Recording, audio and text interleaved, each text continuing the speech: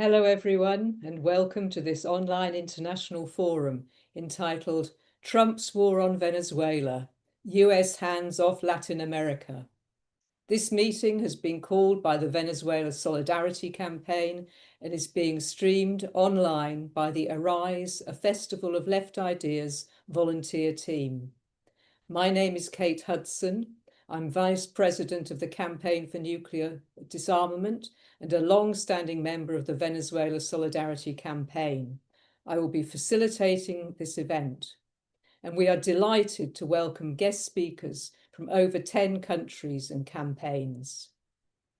Today's event is a vital part of our opposition to Trump's global war drive, bringing together voices from around the world to oppose Trump's war on Venezuela and against wider US attempts to control the entire region by force.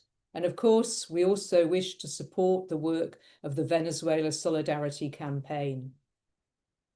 For those of us joining in Britain, the message is also clear that now more than ever, extra campaigning is needed onto the UK government and others around the world to join the many that have already spoken out against Trump's illegal attacks on Venezuela and the shocking kidnapping of President Maduro, rather than support Trump's illegal oil grab. So please do check the links in the chat throughout the event and show your support. Now I'll move on to our speakers, who each have a maximum of 6 minutes. So first of all, I'm delighted to welcome Matt Willgress, who's an organizer with both Arise and the Venezuela Solidarity Campaign. Welcome, Matt. Thanks, Kate, and thank you everyone for coming. And I promise I'm not going to speak for as long as 6 minutes. Something that I did want to do was open this speech by paying tribute to the former Sinn Féin MP Mickey Brady, who tragically passed away this weekend. Mickey was a great friend of both the Venezuela Solidarity Campaign and the Rise Festival, who, as Kate mentioned, have been involved with this international forum tonight. And I last saw him speaking with him and others who are on this call, including Lee Brown, at a panel about Hugo Chavez at the Latin America 2024 conference, where Mick enthusiastically relayed his memories of a trip to Venezuela as an election observer, where he'd met people from the PSUV and the communal councils and so many other inspirational developments from that country. And I think it's important that we continue to support the struggles of oppressed people everywhere, including the struggle, of course, for United Ireland and the topic of today's discussion, Venezuela, in Mickey's honour. As Kate mentioned, tonight is a particularly urgent and timely event in the midst of global economic, military and climate crises that are on a scale unprecedented in many of our lifetimes. And into this scenario, as the title of the event mentions, has entered the returning Trump, now 1 year in office, launching a new phase in the ongoing war of US imperialism against the majority of humanity, which has now seen the monstrous attacks on Venezuela and the kidnapping of Nicolas Maduro, the president, part of Trump's imperial plans not only to steal Venezuelan oil, but ultimately to dominate the whole of Latin America by force. We must then, going from this call tonight, be alert. There's a real current threat of more military actions on Venezuela. And as other speakers will also go into, Cuba has been hit with being back on the ridiculous state sponsors of terrorism list and is clearly in Trump's sights. And new sanctions on Nicaragua, I read just before this meeting, are also coming. To fully understand why the issues we are discussing tonight are so important, I think also quickly that we need to look at what's going on with US imperialism under Trump and motivating this war on Venezuela and his general behaviour. And I think once we do this, we can see that the aforementioned agenda is not the actions of the world's mightiest power in its prime. Instead, rather, they are those of an increasingly desperate empire seeking unsuccessfully to reverse its relative economic decline and hold off the emerging new global economic and political reality, not least the rise of China. But I think for us here in Britain, it's also important to understand that the crisis of the US is reflected deeply here in the so-called special partner or special relationship with the US that Britain seeks to have. Britain remains in deep crisis and the decline of the first dominant imperial power continues unabated, and has seen Keir Starmer disgracefully back Trump's agenda on Venezuela just as he was arming the genocide in Gaza on Trump's behest. Amazingly, it's now 20 years since I've worked with the Venezuela Solidarity Campaign, and I'd say that this is the most vital moment yet to build that campaign, as Kate mentioned, and raise awareness of the importance of the Latin Americans' left struggles more broadly, as I can remember in all that time. So my concluding short message is clear. Keep fighting imperialism here, including by urgently joining and building the VSC, and keep building a left through initiatives such as Arise that has internationalist, anti-imperialist politics at its core. I look forward to hearing all tonight's speakers from around the world and moving forward together to build global unity against Trump, Starmer, and all the warmongers. Viva Venezuela. Thank you very much indeed, Matt, and thanks for all your work for making this such an interesting and vital meeting this evening. Next, I'm very pleased to announce that we have Sarah Woolley with us. Sarah is General Secretary of the Bakers Union and President of the General Federation of Trade Unions. Over to you, Sarah. Thank you, Kate, and thank you to Venezuela Solidarity Campaign for organising this vital webinar, to Arise for helping facilitate it, and to everyone who's joined from right across the globe. Whilst none of us wanted to be sat here this evening discussing the issues that have arisen in the last few weeks, I'm honoured to be sat here speaking with you today to show our solidarity with the people and the workers of Venezuela at a moment when imperialist aggression is escalating. Our solidarity as a union is not just symbolic, it is necessary and it's urgent, not least of which due to our incredibly beautifully diverse membership from right around the world, including members who have come to us from Venezuela and wider Latin America, who have still got family over there. We are witnessing a severe and dangerous escalation by the United States under Trump against Venezuela. We've seen the military strikes, the ongoing blockade of oil tankers, the seizure of Venezuelan-linked vessels, and I think what shocked everybody was the capture of President Maduro and his transfer to the US for this bogus trial that he's been forced to go through. And these actions have been widely condemned as violations of international law and Venezuelan sovereignty from certainly the trade union movement. It's no exaggeration to say that these developments threaten the very foundations of international rule-based order. Powerful states must not be allowed to trample over the sovereignty of nations, especially those struggling against decades of economic warfare, sanction, and external interference. The US justification for this aggression ranges from this misleading narco-terrorism narrative to claims over Venezuela's oil resources, and rhetoric that mirrors the historic Monroe Doctrine of hemispheric control and dominance. And that is something that our members were talking about at our Palestine and International Network meeting last week, in which Venezuela was the main topic we discussed. From a trade union perspective, we have to be clear. The working people of Venezuela are not pawns in a geopolitical power game. Sanctions, blockades, airstrikes and naval seizures do not weaken autocrats. They weaken ordinary people. They deepen food insecurity, job losses and economic hardship. The very issues workers across Venezuela have been fighting to overcome for years. And that's why our movement internationally has to unequivocally reject US aggression and express solidarity with Venezuelan workers and communities. For the BFAWU, solidarity is rooted in our understanding that the struggle for workers' rights anywhere is connected to the struggle for peace, for dignity, for self-determination and justice everywhere. And when a superpower intervenes the way that we've seen in the last few weeks to influence another country's internal affairs, it sets a dangerous precedent. Today's aggression on Venezuela could, and we are seeing it happen, be tomorrow's intervention elsewhere. And we've seen it in other Latin American countries, Iran, Greenland. It goes against the very movements that defend social programmes, labour rights and democratic freedoms. We also recognise that standing in solidarity does not mean uncritical support for any particular government or leader, but it does mean standing against imperialism, racism, violations of international law. It means supporting the right of Venezuelans themselves to determine their political and their economic future without external coercion or violence.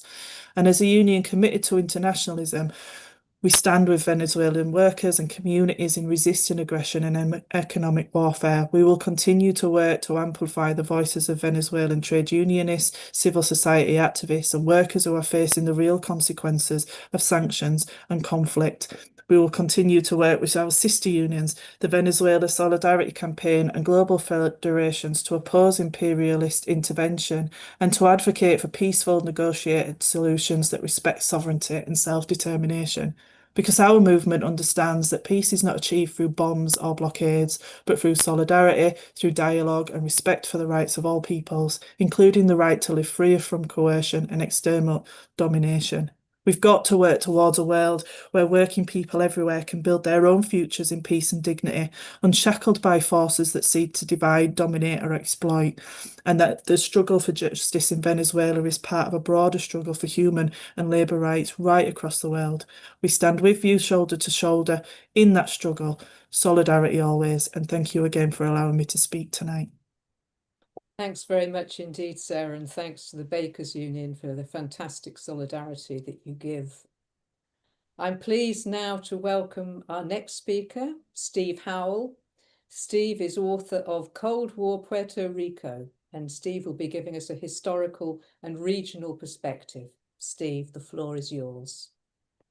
Thanks, Kate. Yes, I'm going to focus on Puerto Rico because others will be speaking more about Venezuela, and Puerto Rico is an inseparable part of this story because it was the prime staging post for the attack on Venezuela, and it was a training ground for the attack on Venezuela, and also because Puerto Rico is the longest lasting case study of the Monroe Doctrine. For 128 years, Puerto Rico has been a case study in the reality of what US domination in the Western Hemisphere really means in practice. All empires like to portray themselves as bestowing benefits on those they colonize. Until Trump came along with his brazen, aggressive stance, the United States has been quite adept at going one stage further than other imperialisms in portraying itself as not even a colonizer at all, as almost an anti-colonizer.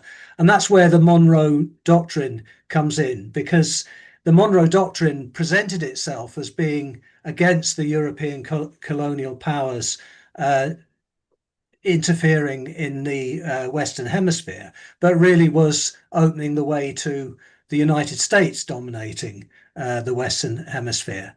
And that was put into practice in a big way in 1898 when the United States went to war with Spain and, among other things, invaded Puerto Rico.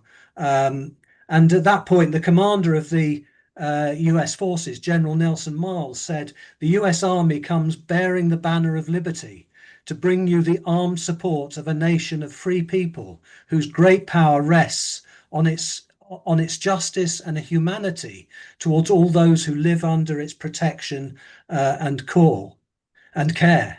And Puerto Rico has lived under this so-called protection ever since. But it isn't actually, I mean, some people are under the impression it is part of the United States, but it isn't actually part of the United States. While the land that the US stole through westward expansion was incorporated into the United States, Puerto Rico was deemed from the outset to be an unincorporated territory. The US Supreme Court even came up with the nonsensical phrase that Puerto Rico was foreign in a domestic sense, whatever that's supposed to mean, to describe the fact that Puerto Rico was owned by the United States, but not actually part of the United States. And that status remains to this day, regardless of one or two cosmetic changes that have been made along the way. So what has being a US colony meant for Puerto Rico? In the early decades, the first thing they did was for US corporations to move in and take over the best land and to get rid of tobacco and coffee and turn it into a monoculture of sugar for the US market, a supplier of cheap sugar for the US market. All the exports went to the US and had to be carried on US ships.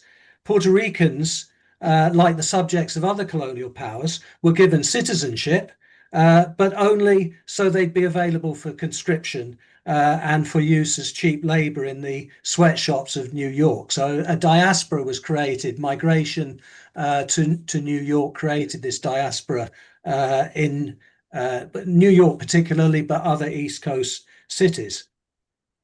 The big thing that came along, though, was in the 1940s, when the US began to realize that Puerto Rico was a prize asset from a geopolitical point of view. Its location at the junction between the Caribbean and the Atlantic meant that it could be for them like Gibraltar was to the United Kingdom, and a platform from which to dominate the Western Hemisphere and to also control the Atlantic during the Cold War. They built a huge air and naval base, Roosevelt Roads, and expropriated the land of two islands, Vieques and Culebra, for use as bombing ranges. In the early 1940s, there was a lot of in the early 1950s, there was a lot of pressure for independence, and Puerto Rico was something of an embarrassment because many people internationally realized it was actually a colony, and the issue kept coming up at the United Nations. So they had to find a way around that, and they devised a so-called free association formula that gave very limited self-government without Washington actually losing control.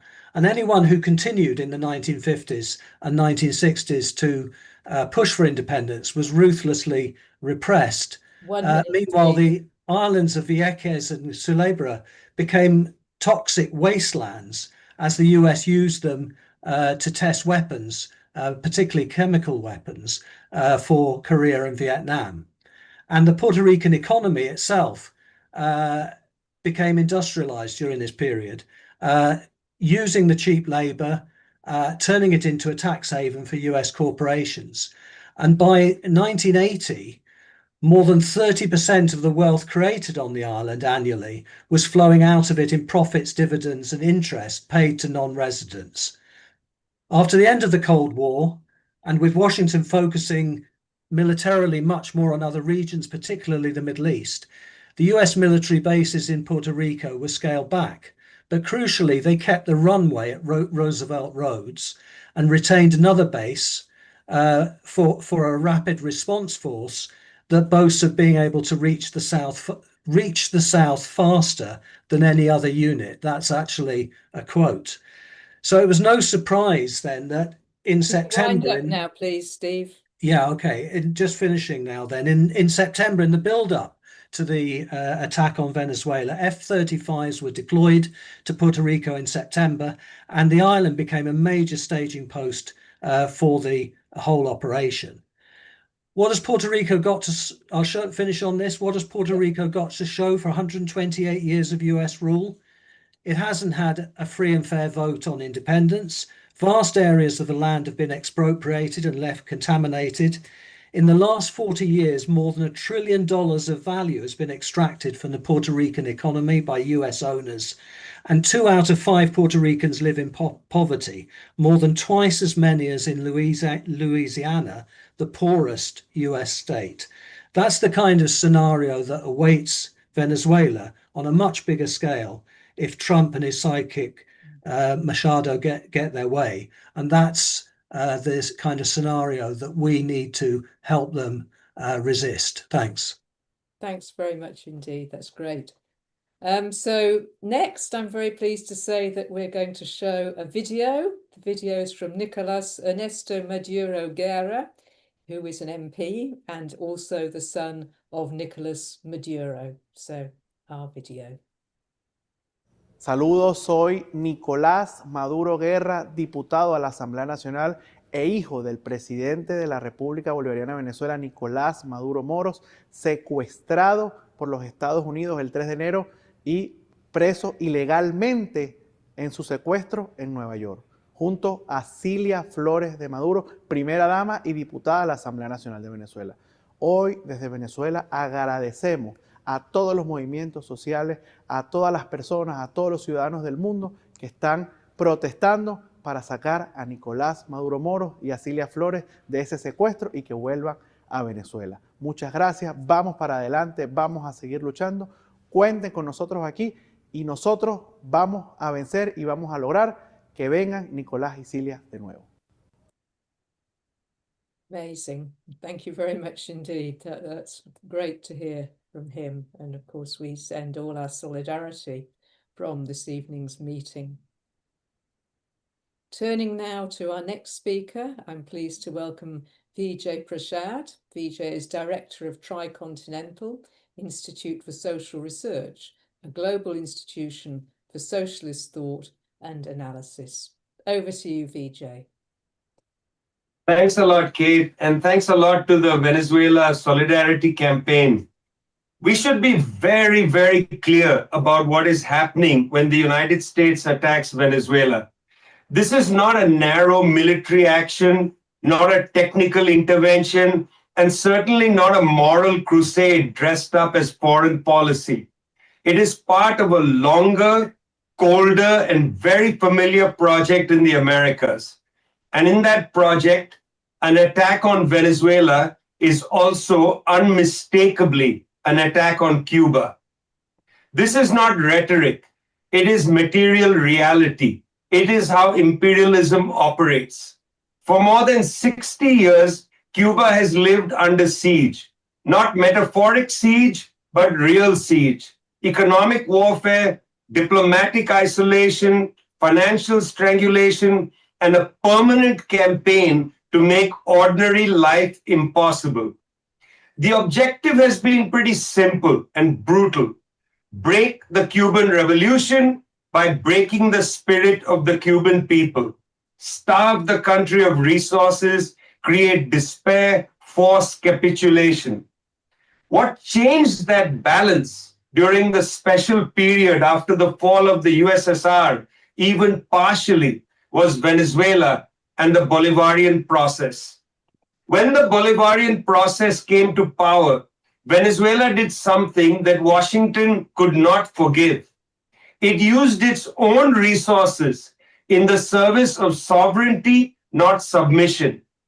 Venezuelan oil flowed to Cuba, and with it came energy, security, stability, and time. Time for hospitals to function, time for schools to remain open, time for the Cuban people to breathe under the weight of the blockade. This exchange was not charity, and it was not dependency. It was solidarity. It was an assertion that countries of the global South could cooperate without Washington's permission, without the International Monetary Fund, without multinational corporations setting the terms. That is what made it dangerous. Because for the United States, the greatest crime is not authoritarianism or corruption. It is sovereignty. It is defiance. Cuba surviving despite the blockade is a standing rebuke to the power of the United States.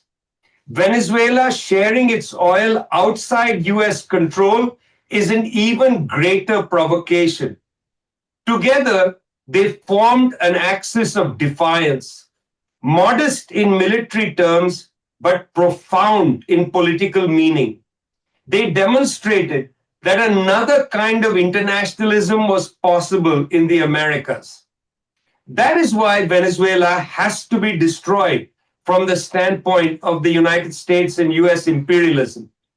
The language used to justify the attack on Venezuela is familiar. Drugs, criminal networks, threats to regional stability. We have heard these words before in Panama, in Grenada, in Iraq, in Afghanistan. They are not explanations, they are scripts. They conceal the real objective, which is to dismantle governments that refuse to submit to US economic and geopolitical dominance. And here is the crucial point. When you bomb Venezuela, when you destabilize its government, when you fracture its oil industry and choke its capacity to export energy, you do not only punish Caracas, you strike directly at Havana. You sever Cuba's energy lifeline. You deepen shortages. You darken cities. You strain hospitals. You turn everyday survival into a political weapon. This is not collateral damage. It is strategy. For decades, US planners have understood that Cuba cannot be crushed by direct military force without enormous cost and risk to the United States. So the method has always been indirect: isolate it, encircle it, cut off its allies, starve it slowly. Venezuela became the most important obstacle to that US plan. Remove Venezuela, and Cuba stands alone again.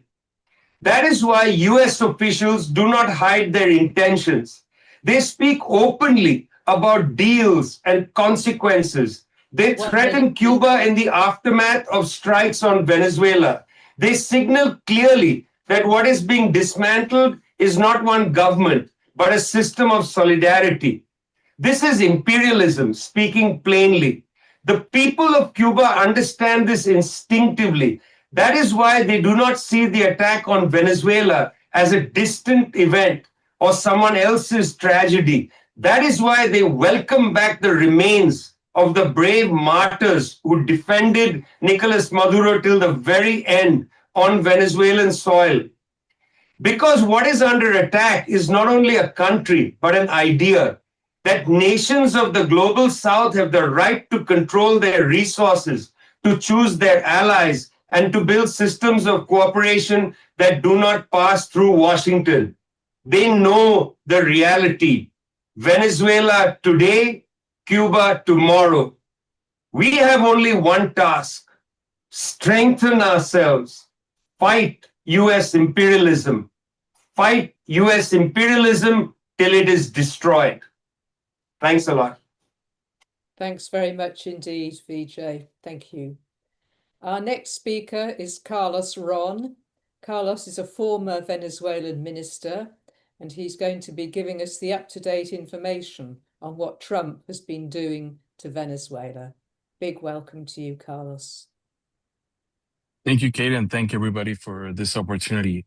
I'm going to make use of this time just to give you what I think is the most important things that we should get from this in this moment. First, Venezuela has just suffered an attack by hyper-imperialism, and I think this is important for us to understand. This was a military attack, and this is a result of this moment of hyper-imperialism, where we have seen the empire in a more desperate, violent, and vicious phase. I mean, the loss of hegemony towards China, to an extent towards Russia, has made it imperialism enter into this more aggressive moment where international law is completely disregarded. The US is out to restore its sphere of influence, what it believes is its sphere of influence, and the basis of international order that it wants to promote is strength. It's violence. And that's something we should definitely understand. The attack, therefore, was a violation of international law, and even more, it was an act of war. It was against the UN Charter, it was against the Rome Statute because it hit civilians, it was against the US Constitution because it had no authorization to be carried out. And we have, as a result, a president of a country, of an independent country, as a prisoner of war that has been abducted by the United States. This action is a show of strength. But the difficult process that is going to ensue in Venezuela, it shows a violent attempt by the United States to rectify the mistake it made during the maximum pressure campaign. Venezuela violently has been brought back, or is trying to be brought back, to the commercial and diplomatic orbit of the US. Second, I think we need to stand for President Maduro and for Celia Flores, the First Lady and Deputy of the National Assembly. Maduro has been a union leader, a working class president who stood up against imperialism, who stood up against the Venezuelan oligarchy. And some critics have tried, even at one point, tried to paint him as favorable to imperialism. But the truth is that he they had to come and get him because he was an obstacle. Celia Flores, who nobody talks that much about, we have to remember her role. She was a lawyer. She was a member of the National Assembly. She was a human rights activist who defended Chavez against neoliberalism in 1992, and who willingly gave herself up to accompany President Maduro to preserve his life.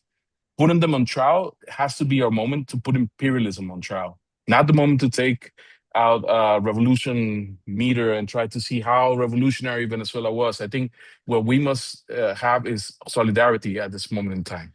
Third, Venezuela remains under threat, and we have to let that sink in. The same way that Gaza is under attack, despite the so-called ceasefire, the same way that Iran is also under threat, Venezuela remains under threat.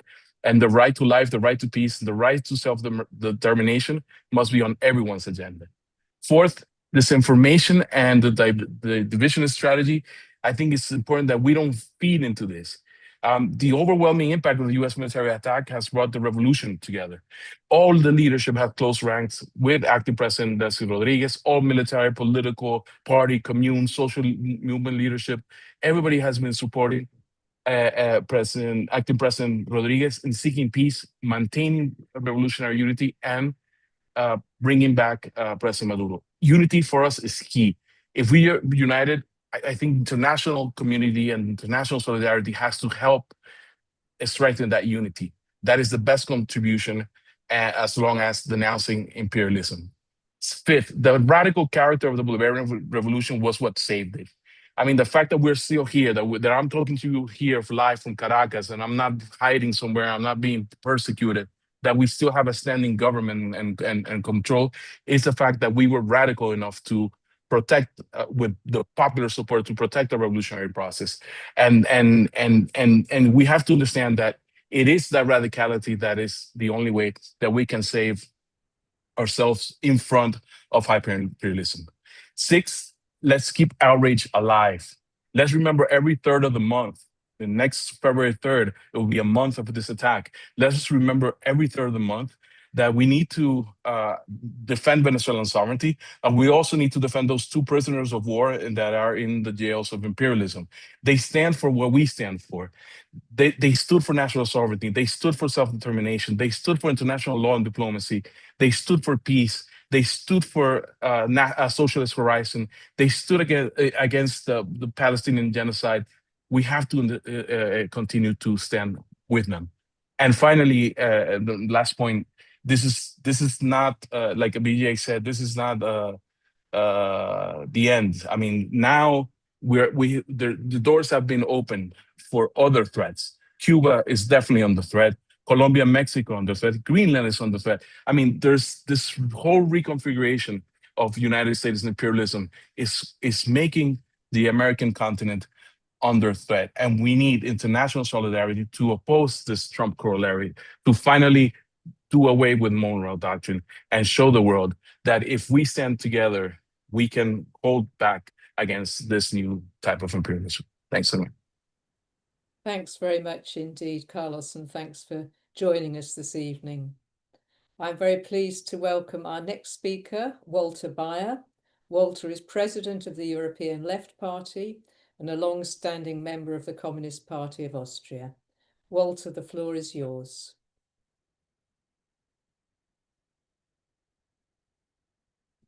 You're muted. We are here in solidarity with Venezuela, and we are here because international law has been torn apart before the eyes of the global public. And this happens daily, and it happens on almost all continents. I would say that we have entered a new phase of imperial domination. Trump does not even pretend anymore. He does not speak of democracy or human rights as his predecessors did. He demands obedience, he demands resources, he demands submission. And when Trump talks about turning Venezuela into a US colony, the mask falls. This is imperialism in its raw, ugly form. Empire instead of law, power instead of justice, humiliation instead of cooperation. For one thing, we can almost thank him. In record time, he has given an entire generation a brutal hands-on crash course in imperialism. No footnotes, no excuses, no disguise. War is peace, freedom is slavery, ignorance is strength. That is not literature from the 20th century. This is imperialism of the 21st century. We are here because we refuse to let the world slide into this dystopia and because we are organizing resistance to it on international level. Young people understood very quickly. Hundreds of thousands marched against the genocide in Gaza. They protested Trump's gangster politics in Venezuela. They stand today with the courageous people of Iran and say loudly and clearly, no theocracy, no Shah, no bombs from Israel and from the United States. What we are witnessing is a blatant violation of international law, but even more than that, it is an attack on fundamental principles, the right of peoples to decide their own future from fear, free from fear, sanctions, coups, and foreign domination. Venezuela is not for sale. Its oil is not Washington's property. Its future is not decided in the boardrooms or military headquarters. And it's only the Venezuelans who have the right to decide their government, their economy, and the use of their resources. Anything else is colonial violence, and we have to name it as such. One word about Europe. European heads of state and government were complicit or they remained silent. Silent about Gaza, silent about the US and Israel attacks on Iran, silent about Trump's assault on Venezuela. Von der Leyen, Callas, Mertens, Macron, they looked away, they hesitated, they calculated. But we tell them, when international law is broken, indifference is no option. That's why we demand a clear and public condemnation from the European Union. And it is, as was already said, not only about Venezuela. It is about Cuba. It is about Colombia. It is about Mexico and Brazil. It is about Latin America and in a way about the entire world, including Europe. It's about whether international law means anything at all. And now Trump reaches for Greenland. Trump himself is a fascist. He openly works to divide Europe, backed by the radical right that is gaining power across the continent. In this way, fighting Trumpism is self-defense. It means fighting for peace and fight against the far right are one and the same struggle. Anti-fascism and anti-imperialism are not separate battles, they are the same front. Europe's neoliberal elites now harvest what they have sown. They pretend to be shocked, but if they were honest, they would gladly accept Greenland as a NATO military outpost against Russia and China. They simply prefer NATO stars to the US stars and stripes over Newark. Militarization of the North and of the Arctic is a global threat. The policy of the EU elites was and is fundamentally wrong.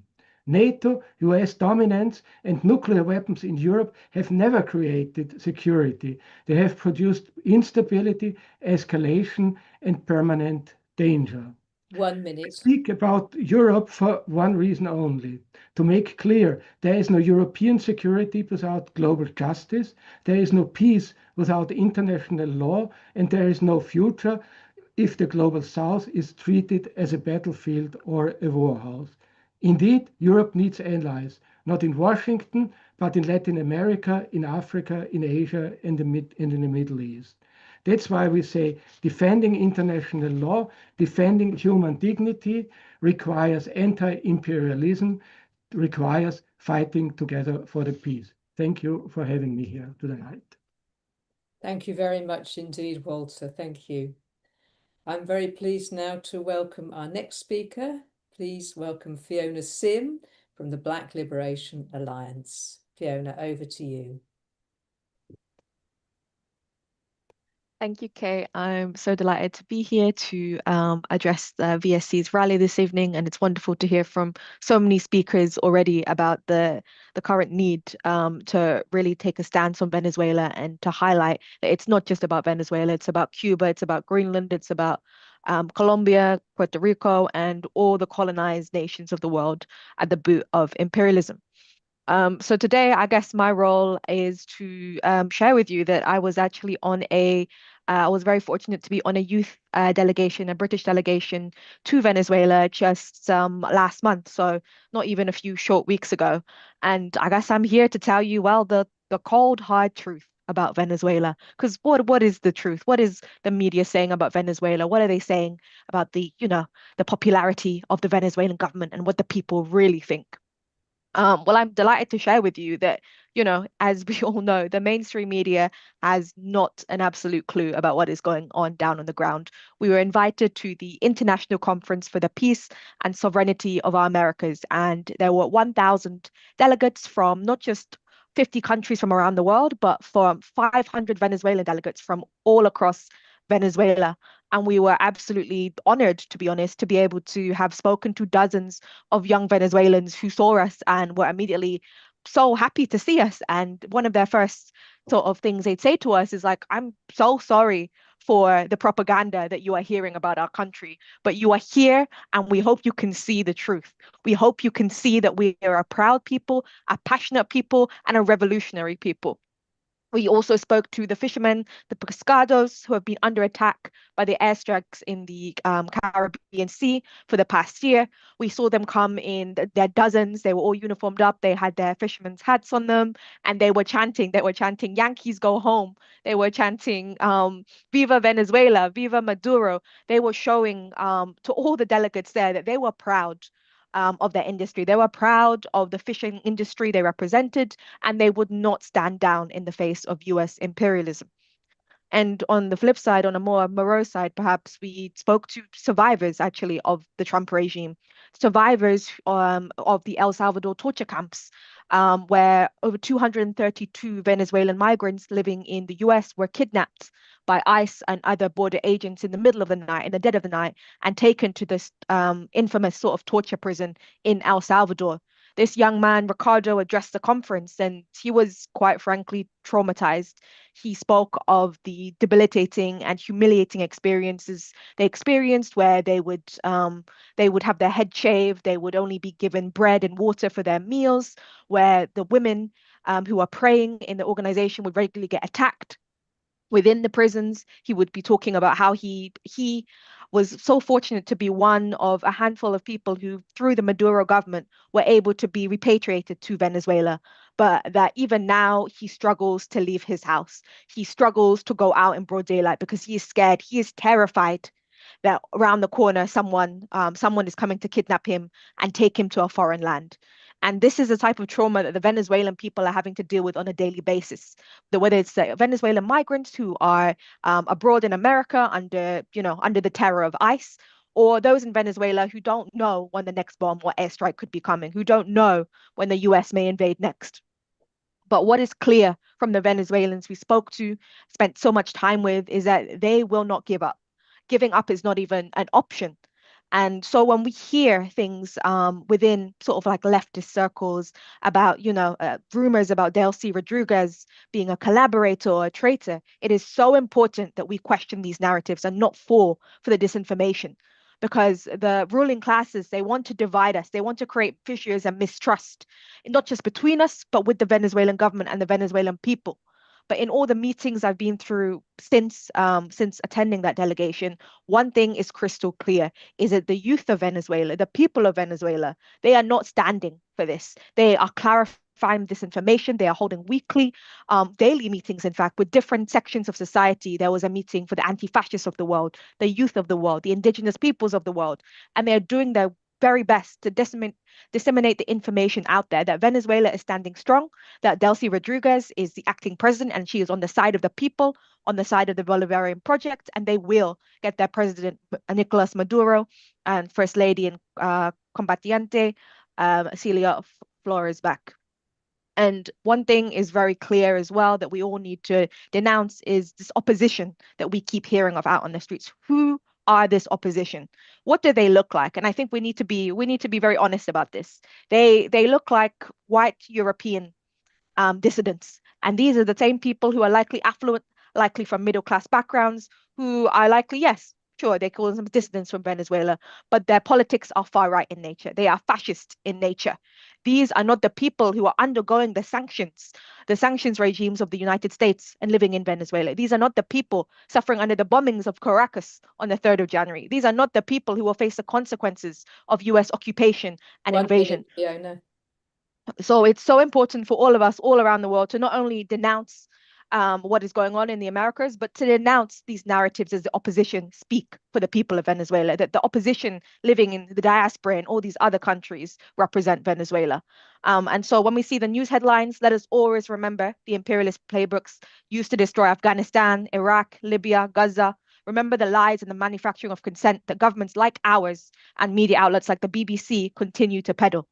And let us listen to the actual people of Venezuela and what their wants and needs are. Viva Maduro, viva Venezuela.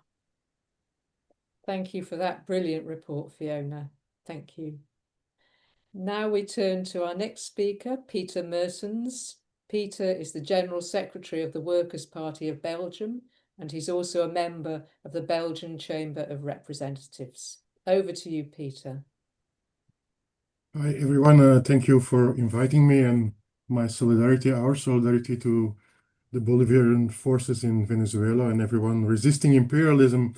I want to talk about 4 things that we see in the actual debate. And the first thing is people saying international law doesn't matter. Second thing, people saying it is all madness what Trump is doing.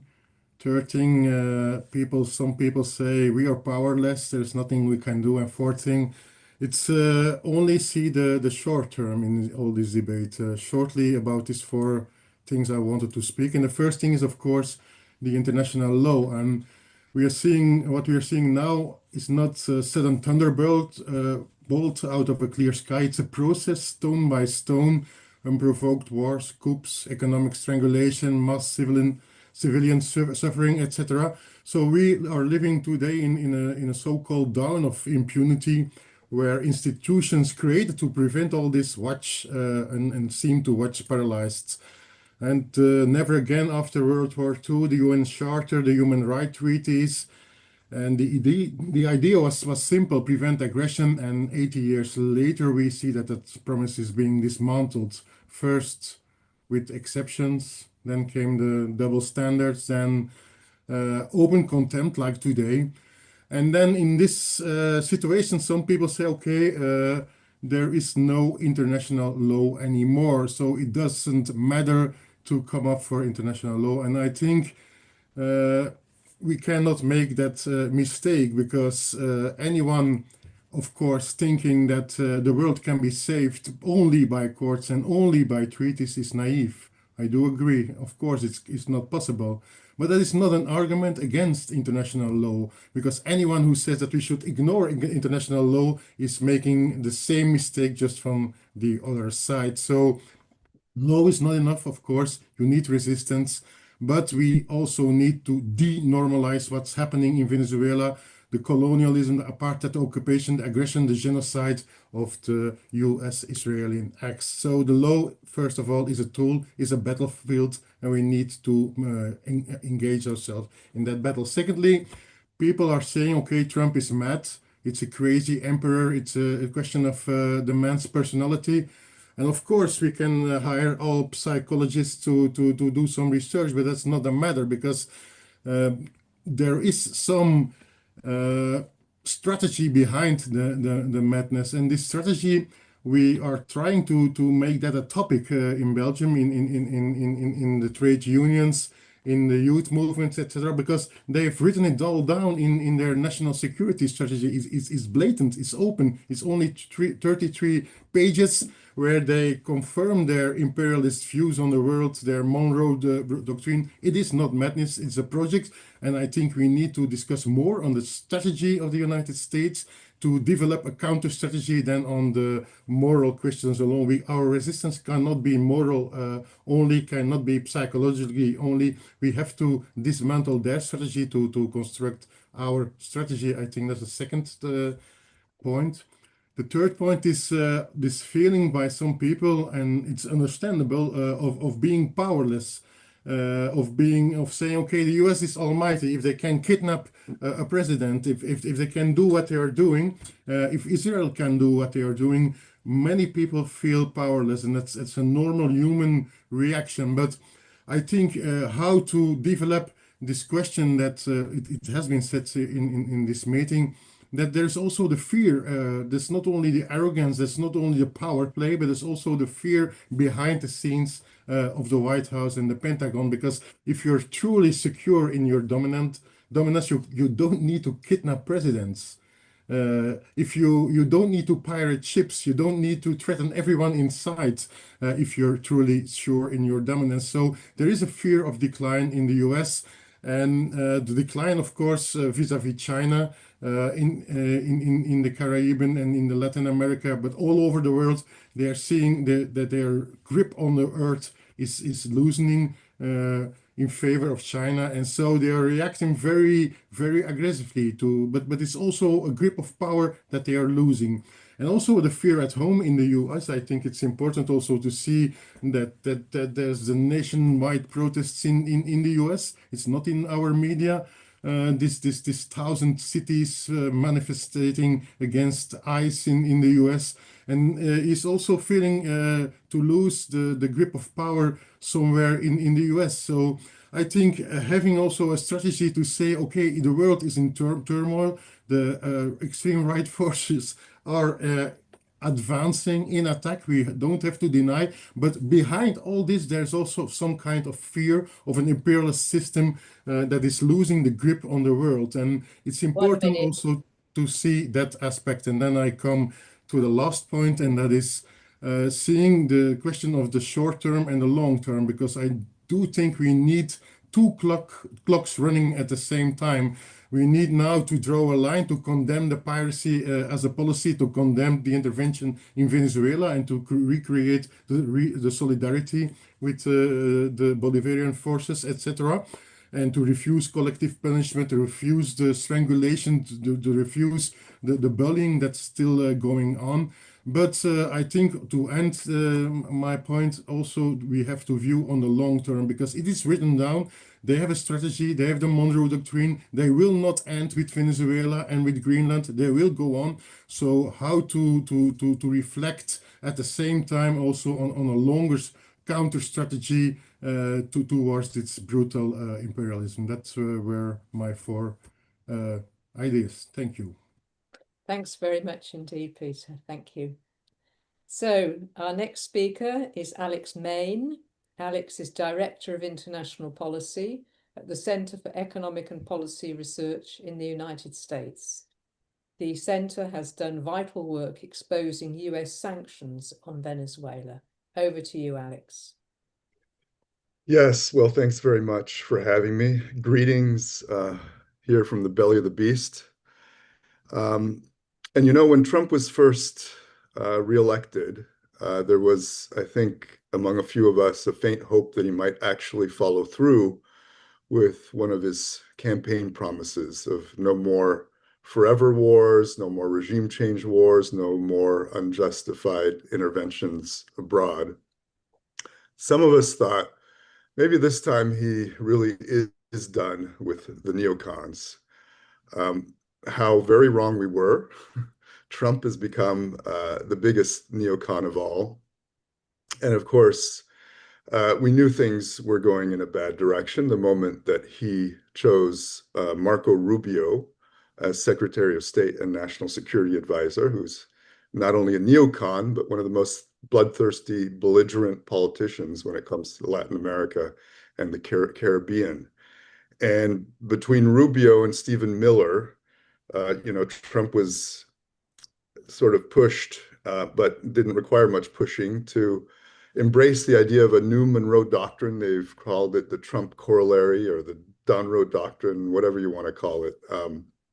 It's a Monroe Doctrine on steroids, similar to what we saw at the beginning of the 20th century, but really extremely personalist in its nature now, with, I think, Trump seeing Latin America and Caribbean as his sort of personal playground and using brute military force and coercion to try to make all the countries of the region become his playthings. And at the same time, he's become completely enthralled with military action. It's on a whole new level now. And I think it really started with the bombing of Iran, the illegal bombing of Iran. He saw that he could get away with that, you know, no casualties among US troops and so on. Didn't hurt him in public opinion at home. So he thought, oh, I'm going to carry on with this. And, you know, his campaign of militarization has stretched across the region. Of course, it's also here in the US. You know, we saw it in Washington, D.C. when National Guard troops occupied the city. They're still here, but many have now been sent to other places. And of course, Minnesota is now the bullseye for Trump, where they've sent ICE, basically, you know, Trump's brown shirts, to try to terrify the population there. And it's at least heartening to see the popular resistance to that. And then, of course, in the region, there's been the militarization of the Caribbean, these awful boat strikes, killing of, you know, well over 100 civilians now. That has been done gleefully by Trump and his cronies in the administration. And I agree with Peter that beyond just Trump, I think this insane level of militarism is a symptom of imperial decline. The US has been losing ground economically, politically, culturally, particularly to China, and it is now flailing. And it, you know, wants to try to assert its authority over all of Latin America. And Venezuela has been the first clear target, because Venezuela, with its enormous oil reserves and the sort of geopolitical power that entails, you know, was seen as the biggest threat. And of course, they came up with this far-fetched narrative about a narco-terrorist threat, even flimsier of a pretext than, you know, WMD in Iraq. And now Venezuela has been attacked. Its president has been abducted. International and US law have been completely trampled. And I think it's important to remember that this is just the latest chapter in a long-time war against Venezuela. For years and years, it's been an economic war with crushing sanctions that have led to economic collapse and, of course, caused millions to leave the country. And this state of siege continues today. It's worse than ever, actually, with a military blockade on all of Venezuela's oil that's currently in place. So what are we to do? And, you know, it's a big question. Here in Washington, you know, some of us have been supporting war powers resolutions that prohibit further military action in Venezuela. And they've almost passed. We've actually managed to get a few Republicans on board of these resolutions. And I think it has put the administration somewhat on the defensive. And, you know, it's possible that, you know, they might have gone further into Venezuela and the invasion might have been worse. You know, it's hard to say. But obviously, it's not enough. We'll try to do more here, but we also need the rest of the world to start standing up to this bully and US imperialism, pressuring their governments to do the same. One minute, please. Consider, you know, taking, you know, mounting similar campaigns as those that have been mounted against Israel to stop the genocide in Gaza. And above all, please keep fascism from taking over your country, because when fascism takes over, you know, abroad, then it's really all over. So thank you. Thank you for supporting the Venezuelan people. And, you know, let's keep this solidarity alive internationally. Thank you. Thanks very much indeed, Alex. Thank you. It's given us a lot to think about here in particular. So turning now to our next speaker, Marga Ferré. Marga is President of Transform Europe and co-president of the Foundation for Critical Studies in Spain. Thank you very much, Kate, and thank you very much to the Venezuela campaign in the UK for organizing this meeting. I'm speaking from Madrid, and this is the place I want to talk about this Venezuela question and Donald Trump new imperialism. I will let us start by saying something that all we know, that is that in Spain and in Europe, for almost 2 decades, practically from 1991, when Hugo Chavez won the election for the first time, we have been bombarded by a constant rate of anti-Venezuela rhetoric and narrative. It has been constantly, for 20 years, this rhetoric against Venezuela in order to pave the way to silence in the face of aggression like we are facing today.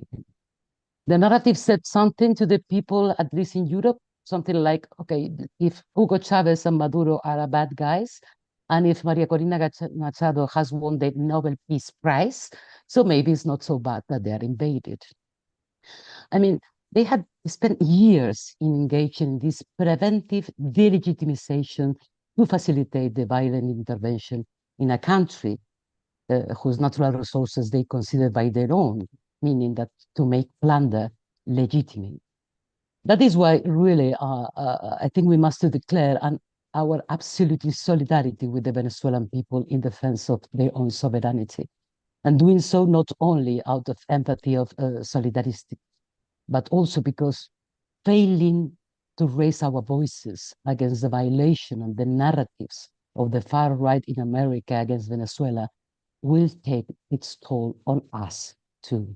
It's not only about Venezuela, it's about us. We must also connect, and Kate knows this perfectly well, the dots between the policy of rearmament in Europe and the need for more oil for the war industry in the US. We need to connect the dots between different problems because it's not only a question, let me insist, about one particular country. I think after the attack on Venezuela and Trump's brutal justification of it, we must change even the words. I quote the word of the Professor Matthias Seidel. He said that in facing this situation, it's not enough to talk about right-wing populism in America. In this context, now not talking about neo-fascism would be a kind of euphemism to prevent political mobilization, and I agree with him.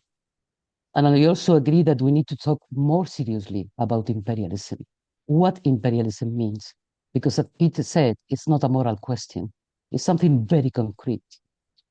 Talking about imperialism sounds very leftist, but it is not. I assure you, they do it all the time. MAGA movement consider it themselves, US as an empire, and they act related to that. Any serious analysis about the imperialism demonstrate the relationship between imperialism and the concentration of capital. How capital is concentrated in companies so large that they need effectively to act as a monopolies. These companies and their relationship, of course, with the financial capital are what are shaping the imperialism in our time and the needs for the colonies. So we need to understand, I think, that today, that this is very relevant, that capitalism today has regained one of the feathers that characterized it at the end of the 19th century and the beginning of the 20th century, meaning the high concentration of capital in the most of the traditional sector of the old economy, as well as the creation of monopolies in the new economy activities related to the new technologies. So protecting their monopolies is what lies behind all these tariffs all around the world, the invasions, the threats, and in the European case, sentence like, Europe has to buy our products that Donald Trump ordered to us, or J.D. Vance saying, Europe, you don't even dream in having your own artificial intelligence. Or when Donald Trump menaced my country, Spain, by saying, and I quote, Spain has to buy weapons from us. These orders are following in order to ensure the market for their own big companies. We really know, and has been said before, that they are reacting to a world they no longer dominate. They know, as we know, that the GDP of the BRICS countries is already greater than the old G7 economies, in a growing gap, by the way, that reveals what is hidden. This is not a war between the West and China. It is a war by the US technological multinationals to take over the entire market, not only the technological market, but also the oil companies. The good thing, and also we know that, is that imperialism is a time of changing. It's an era of change. And the nature in which is yet to be defined. And in my view, the change has already begun. This is already a world that challenges them. They're reacting against this challenging world. It's also Asia, it's China, of course, that deconstructs this myth of the European and Western civilization, and of course, millions of people who are beginning to propose as a feasible reality that the world can and must be multipolar, cooperative, and peaceful. In Europe, in my continent, I must say, I think this Venezuela attack shows once again that we need to raise our voices and to ask for the end of NATO. NATO is a criminal organization, and in this moment it's more clear than ever that it's not necessarily to live under this NATO umbrella. Because even within Europe, especially, I know, in the global south, but even within Europe, there is a world that is perfectly capable of proposing and imagining itself without any empire. And let me finish by saying that we need to study. It's not only a moral question. We need to study how capitalism works. We need to study the project that is behind the horrible words Donald Trump said. And in doing so, I'm absolutely sure we're going to strengthen our solidarity and to push for a better world. So long live solidarity, and thank you very much, Kate. Thanks very much indeed, Marga. And can I take the opportunity to thank you for the really excellent political analysis published by Transform Europe. And I hope more people here on the meeting will be able to follow and read those works. So turning now to our next speaker, I'm delighted to welcome Maria Perez Ramos. Maria is from the Mexico Solidarity Forum, and she's known to many of us across our Latin America solidarity movements. Welcome, Maria. Hello, everyone. Thank you so much for inviting me again to participate today. I didn't write anything because I am never sure of what's going to happen at the moment, because there are changes by the minute. So I'm very scared that if I start looking at my phone right after being here online, I will see that another country was bombed or there has been an annexation. I want to just add to what other people have said, like Marga and Alex Main and other speakers, that this attack on Venezuela, it is just like a warning for the rest of the world. The same way we say that Gaza was a warning for the rest of the world. And there's a saying that they always, well, like this phrase that everyone chants in these marches pro-Gaza, that goes like, como pasa en Gaza, pasará en tu casa. So as it is done in Gaza, it will be done in your house. So this Venezuela attack is obviously very bad. I am glad that they haven't been able to take over the government, and that the people in Venezuela are very united after this. And another thing that I want to say is that this attack on Venezuela has been uniting all of the people in Latin America, because everyone sees this possibility of being attacked. And also from seeing one of the comments on the QA, that everyone's speaking just about Trump and Trump's imperialism. But as a Mexican, I agree with this person, because all of the US administrations, at least since I remember, and since I've been alive, have been damaging Mexico and Latin America.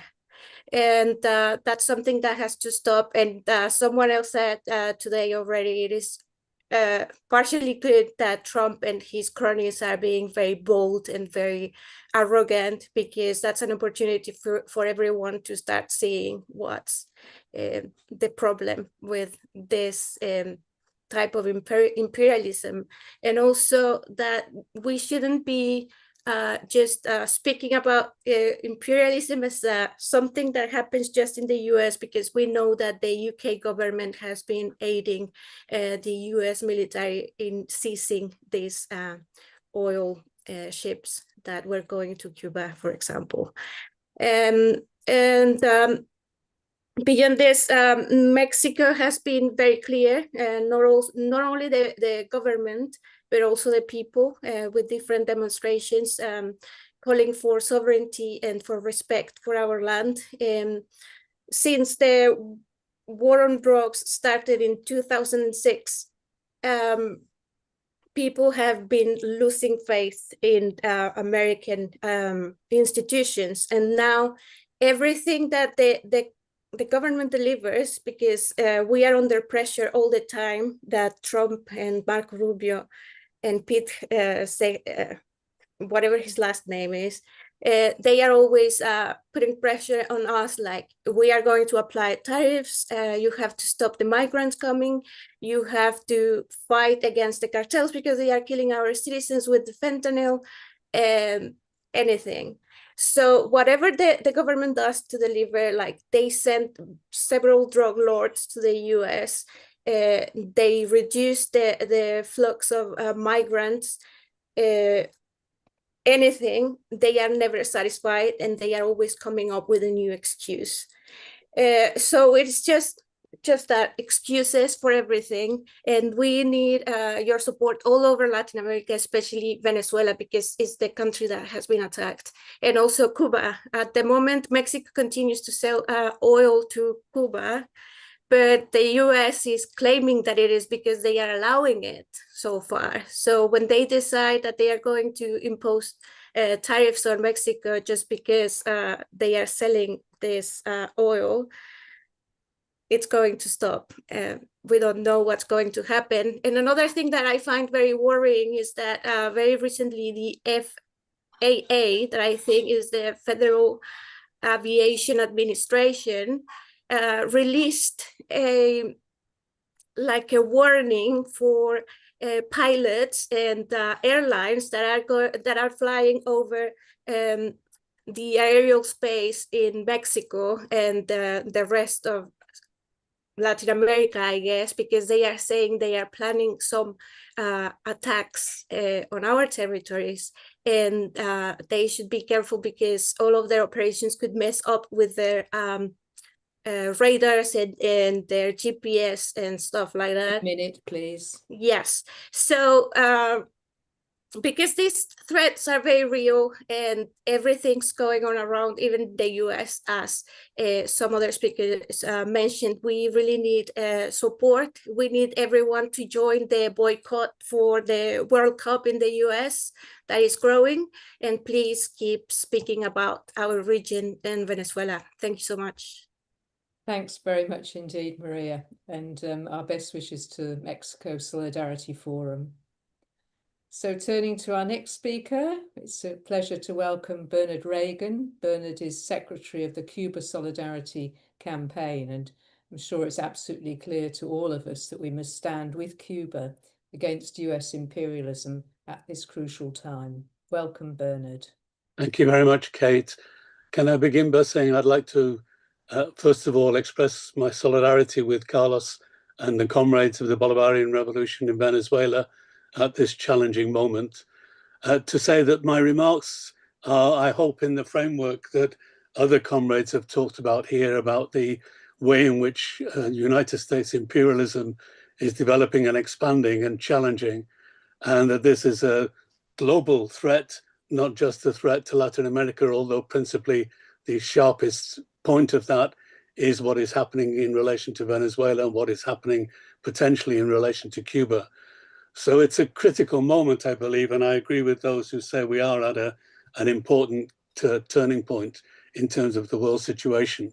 But I want, if I may, just to give a little focus in regard to Cuba, because in 1962, at the Second Declaration of Havana in Revolution Square, Fidel said that what the United States was afraid of was not the Cuban Revolution, it was the Latin American Revolution. And I think what we're seeing in the attack that's being waged against Venezuela now is precisely the truth of that statement. I want to just, however, put in context the response of Cuba to what happened in Venezuela, because the Cubans, true to their word, remained in solidarity and remain in solidarity with the Venezuelan revolution. In terms of, for example, an expression by Abel Prieto, former Minister of Culture in Cuba, he said, speaking in Revolution Square, Venezuela and Cuba, one flag. And I think that unity which was expressed by him at that time was reflected also in the courageous actions of the Cuban soldiers who, along with their Venezuelan comrades, fought to defend President Maduro and died tragically in the violence that was inflicted on them by the United States. And speaking at the ceremony to welcome back the remains of the fallen to Cuba, the member of the Political Bureau, General Lazaro Alberto Alvarez Casas, said, Venezuela is not a distant land for them. It was a natural extension of the homeland, just as it was for our forefathers. There, Bolivar and Martí, Chavez and Fidel, and all those who dreamed of a united and free America are intertwined. They fell fighting and ascended forever into history. There where violence sought to impose silence, their blood wrote once again a truth that no one can ever erase. Cuba does not abandon its children. Cuba does not renounce its principles. Cuba does not give in, even if it has to pay a high and painful price to defend its dignity. And I think that is a real expression of the view that the Cubans have. And if some people think that matters could not worse in relation to the United States blockade of Cuba, I think it is possible that they could worsen. As the previous speaker, María, said, they could inflict some kind of a blockade against Mexico transporting oil to Cuba. They could impose a hard blockade outside the ports, a no-fly zone over the country, and a hard medieval type siege could be waged against Cuba. So solidarity with Venezuela and Cuba, I think at this moment, are interlinked. What we saw happen in January, early in January in Venezuela, was of course well pre-planned.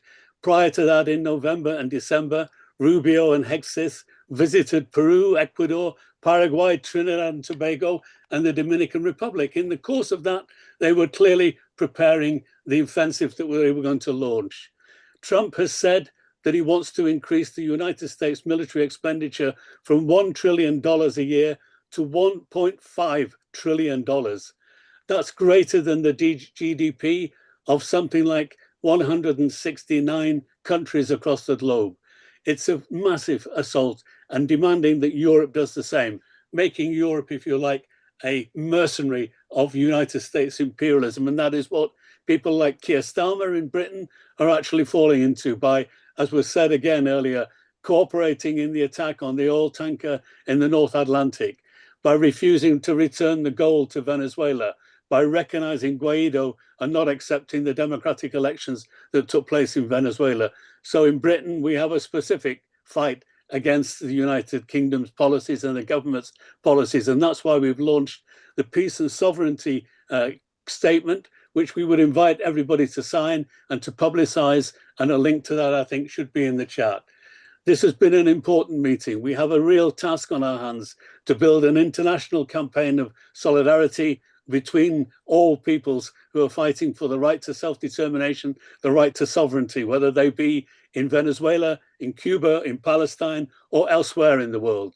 It's clear that Trump, if you like, has gross ambitions, not only in relation to Latin America, but also quite clearly in relation to Africa, where he's carried out bombing campaigns at the behest of the Nigerian ruling class, and clearly has designs on the resources there. This is, as speakers have said, to do with the rivalry between the US and China. Something like 21 of the 30-odd countries of Latin America have treaties with the Belt and Road Initiative of that China has initiated. And clearly they want to break those kind of links. They want to stop that kind of economic development, which has the potential in Latin America to give people the development of their resources that they hold. And America obviously is extremely jealous of that. We've seen it in the statements by Trump. We've seen it in the statements by people like Laura Richardson, the general in charge of the United States Southern Command, who was then superseded by Admiral Alvin Halsey, all of whom talked about the massive resource of rare earth elements that are in Latin America, the gold and the oil. And this is a worldwide campaign on why we need to build the kind of international solidarity that previous speakers have mentioned. Thank you very much. Thanks very much indeed, Bernard. Thank you.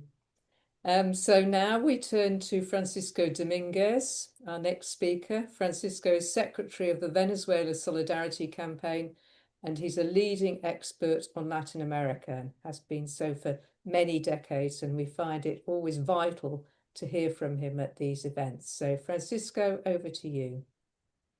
Thank you very much, Kate. I'm delighted with this meeting because of the international spread that it represents: Europe, Venezuela, the UK, and so forth. I want to talk about Delcy Rodriguez. There has been a smear campaign which is being conducted maliciously, obviously, by the corporate media, but which unfortunately is being reproduced by sections, small sections, I would say, of the left, but the purpose of that is to sow confusion. She has a very difficult job in her hands. She's the interim president, and her effort now clearly is to try to normalize things as much as possible, as quickly as possible. And what she's done, she's contacted, I don't have all the time to go through the whole list. He's contacted key countries, governments in the world. She's met the Chinese ambassador, the Russian ambassador, a European Union delegation, Switzerland, the United Kingdom, the foreign minister of Italy. She's established a cooperation agenda with presidents of Spain, Brazil, Colombia, and so forth. And it's quoted, guaranteed that this company, Russia's oil company, which is state-owned, which is impossible to pronounce, but I'll try, Rosneft, I think that's the way you pronounce it, to reaffirm their commitment to maintain their presence in there. So this is extremely important. Ivan Gil, the foreign minister of Venezuela, has been extremely busy. Been following literally the conversations, not the actual conversation, but reporting on conversations he is having with dozens and dozens and dozens of heads of state and countries and political parties, and so particularly heads of government. On the 15th of January, this is quite important to bear in mind, she gave the annual constitutional report to the National Assembly, which the president has to do. President Maduro was going to do this, and then obviously he couldn't. One key thing is the following. She reported that all state institutions in Venezuela are functioning normally. There is no institutional collapse whatsoever. When you read some of the media, they tell you horror stories. She gave a report which was quite succinct. Normally, presidents give a very lengthy report of the achievement, particularly in the economy and the social field. She reported correctly that Venezuela has had 19 consecutive quarters of economic growth. And in 2025, the economy is going to grow, has grown by 8.5%, which is the largest, the biggest in the whole region. Venezuela, because of the policy of President Maduro and the government, now is 99% self-sufficient on food. He managed to recover oil production to 1,200,000 barrels of oil a day. But even more interesting, in 2025, Venezuela imported zero gasoline. That is to say, became almost self-sufficient on that one as well. There's been a massive expansion of people powers, with thousands and thousands of committees proposing 35,000 projects that have been implemented by the grassroots, which amount to $277 million. And Venezuela has reduced the criminality to 3 homicides per 100,000 inhabitants. The Latin American average is 16. Ecuador, which is number 1, has 17. The amount of formal jobs has increased quite substantially, and there is more electricity available to the country, even more drink water because of infrastructure works and so on. And she has made it totally clear, Delcy Rodriguez, Venezuela has the right to have relations with anybody they want, including China, Russia, Cuba, Iran, and everybody else. And she said, to the National Assembly and called on the opposition that exists in Venezuela, not the extreme opposition of María Corina Machado, that they have to work politically because there is national unity is essential at this particular point in time. And they have to ensure together that the fascists, Vende Patria, selling out the country, currents, do not come to power. And this, in my view, political necessity, I think, applies to the whole of Latin America. I want to finish with the following. 1 minute. I think Trump and the coalition that he leads, the extreme right-wing, Steve Miller, Steve Bannon, and a few of the others, I think they realize that the window of opportunity to really go crazy or on steroids is beginning to close down. It doesn't mean to say it will close down. There is a huge amount of opposition emerging inside the United States, and what has this strong sense that what Trump is going to try and do is to actually destroy whatever modicum of democracy there is in the United States by flouting every imaginable constitutional and legal principle. And he is courting the extreme right wing in Latin America, but also elsewhere. People like Milei, Noboa, Bukele, and a few other characters around the place. And the intention is to say to them, if you stay, you will guarantee by military means that you stay in power. In other words, sending a message to the rotten Latin American bourgeoisie that here they are with the military, with their capacities, in order to ensure that they remain in power willy-nilly regardless.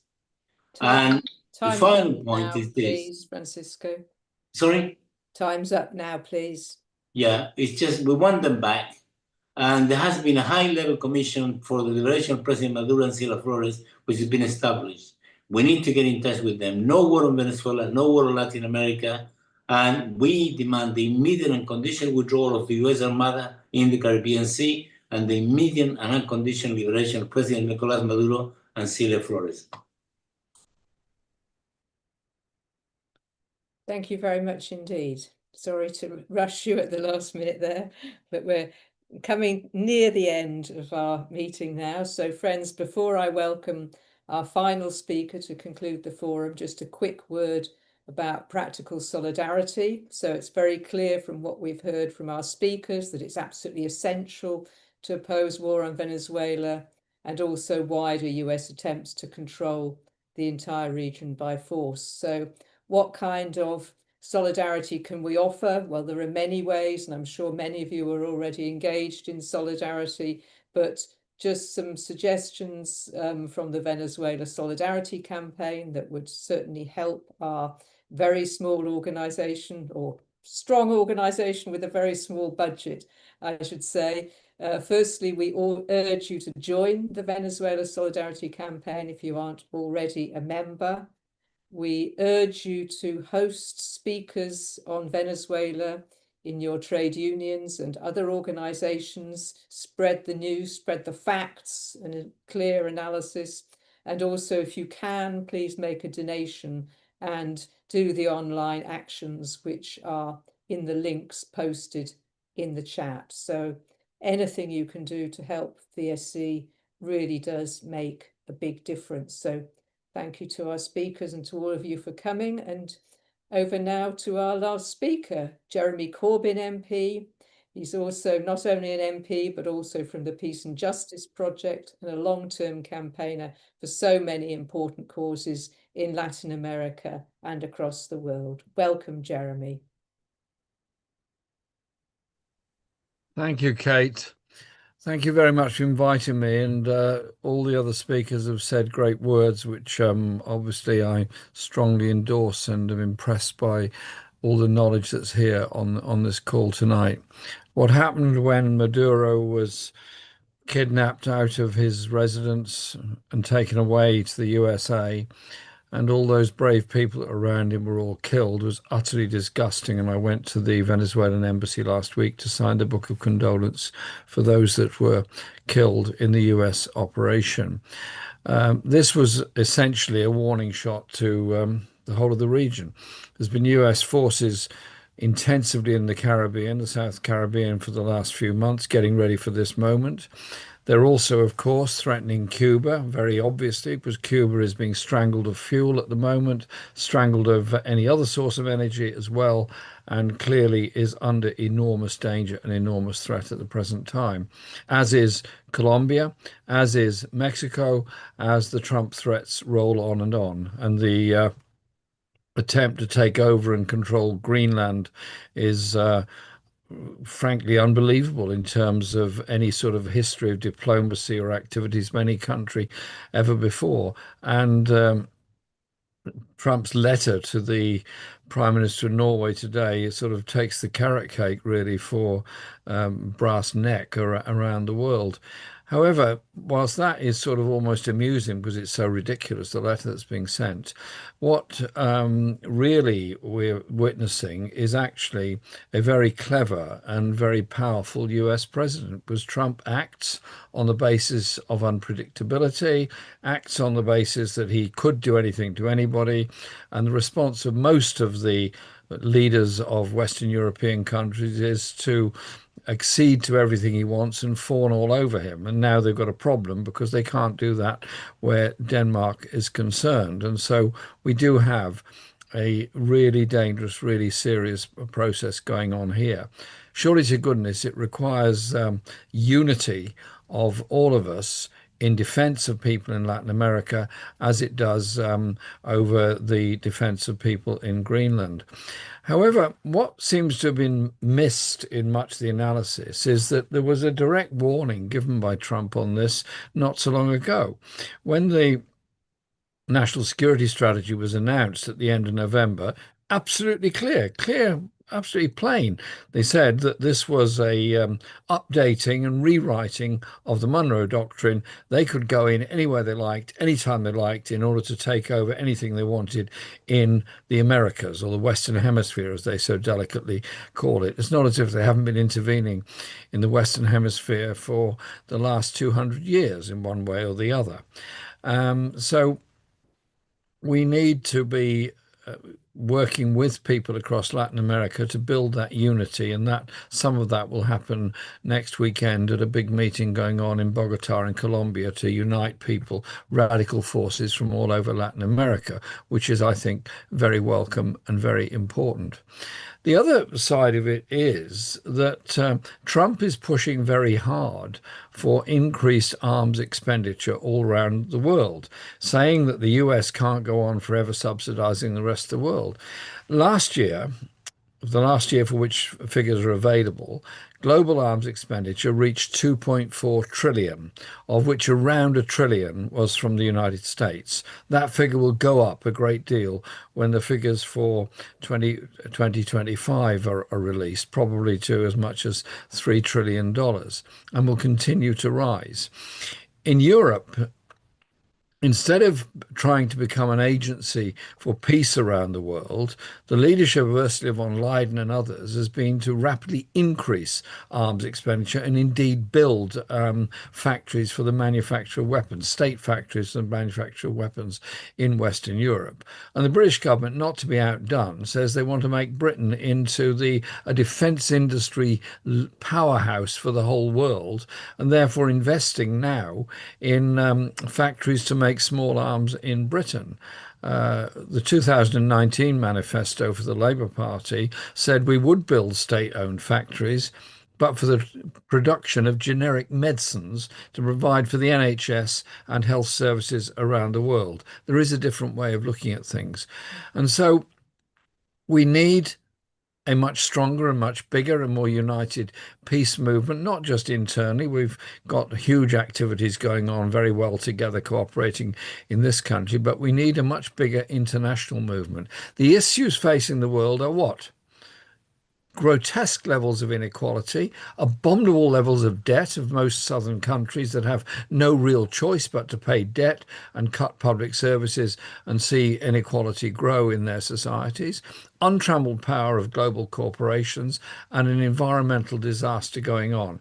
And at the same time, as all those things are necessary, like protecting the world against the environmental disaster and protecting our biodiversity, there's just this massive increase in arms expenditure. We need a sense of internationalism and a sense of solidarity.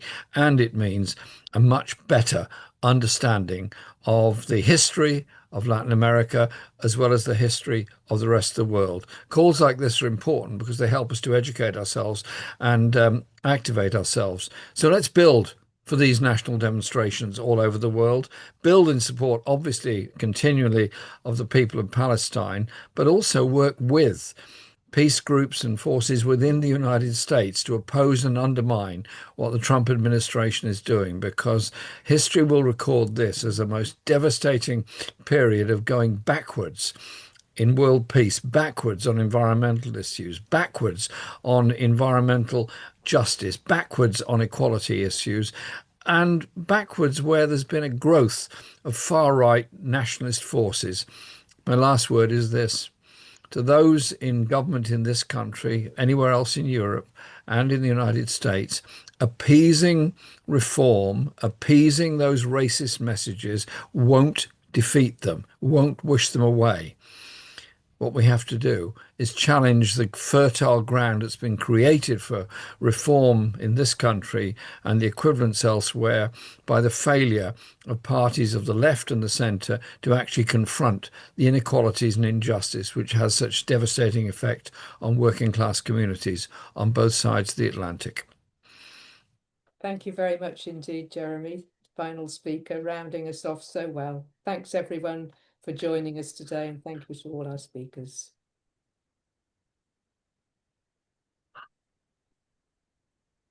Goodbye. Thanks a lot.